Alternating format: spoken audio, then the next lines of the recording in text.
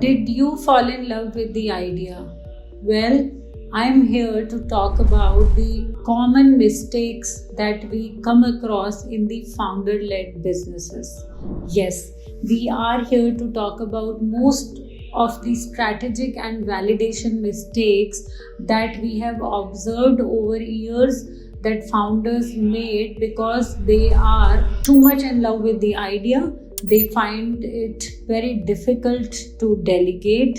They struggle with the trust and team building process. Sometimes they also make mistakes in hiring the wrong people or getting into the everyday trap. I am Jigyasa, and today I am here to talk about the things which we have observed over years in the founder-led businesses, whether they are of small sizes, startups, medium enterprises, or those which have considerably scaled to a strength of 200 to 500 people and still struggling with the growth part, going aggressive with the growth goals, and why they are getting to making the similar mistakes again and again. The first and foremost is when founders begin to develop without validation. Ever since I started this branding agency, I have been working with startups on feasibility reports. We have been doing DPRs for the startups or the businesses who were keen to invest into some particular segment.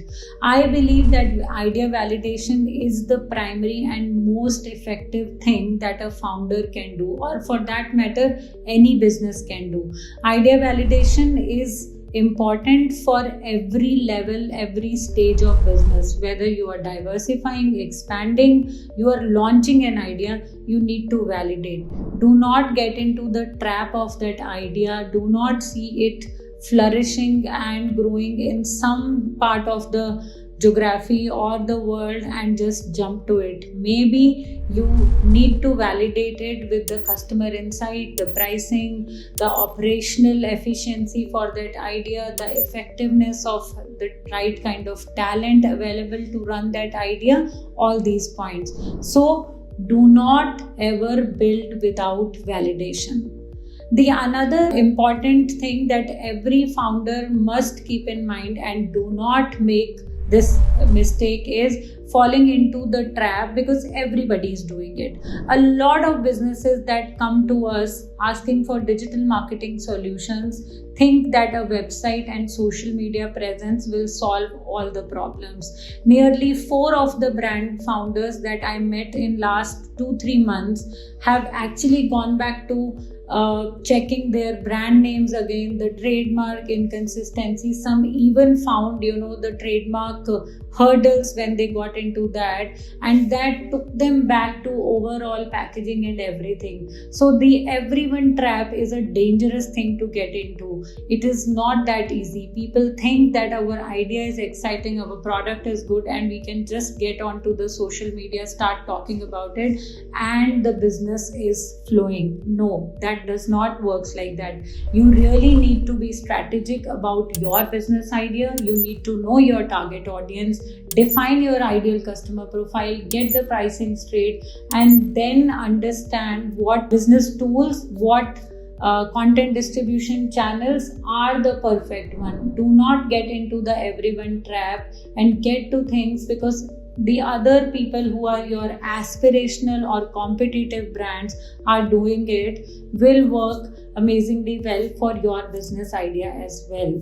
The third important thing, like I started this video with, was falling in love with the idea. It is good to have ideas, but it is very, very important and critical to understand the practicality of idea. And this is something which I have been observing with very, very seasoned C-suite executives also. There are brand launches that we come across which keep on failing because the idea was amazing, but the execution was not thoughtful. They did not consider the competition in mind. They did not actually analyze, what is working for them might not work for us. This also happens when we get to the execution part without considering the mindful association and alignment of that execution with our brand vis-a-vis the other brands. Maybe you are dealing with a niche. Maybe your customers have a different brand perception around your business and your offerings. So you need to ensure that whatever idea you have fell in love with, is it aligned with your brand tone, brand voice, positioning? Will the people, will the customers, will the ideal customer profiles, or even the suspects and prospects for your business find it aligned and in line with your brand image? Or the idea can even tarnish or put it into the crisis that why suddenly my particular brand is talking like this. So you have to avoid making such mistakes where you fall in love with the idea and you just get to the execution without giving it a detailed thought about the past, present, and the future orientation or the vision for your business. The next mistake that most of the founders and founder-led businesses make is they fail to qualify and set expectations for the launch partners. Why I am talking about launch partners? Because there are times when businesses act too salesy. You know the product, you are confident about it, and you presume that you have created a solution which is the perfect fit for your customers or for your ideal customer profile. That is where this becomes a gap when you do not set or qualify the launch partnerships and you get into too much of sales around it, as well as there are times when the qualification for a launching partner becomes overlapping to the product itself.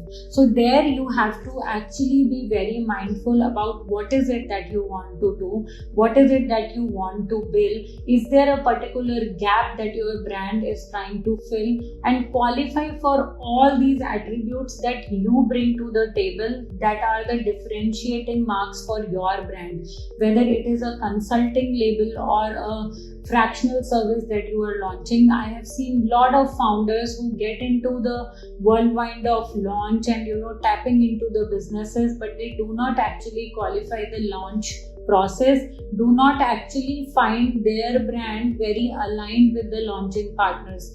Do not do that, because the launch itself dilutes your brand and lead to a severe identity crisis, wherein the founders have to really go back to the book and refine their offering altogether. So you must ensure that whatever mock-up you are creating is tested. Be educational and conversational into your brand marketing. Do not be too salesy. Identify what is the customer feedback like. Try to understand what are the gaps that are there maybe in your brand communication or the perception that you are building through your brand launch, and fix that before going all in for the sales.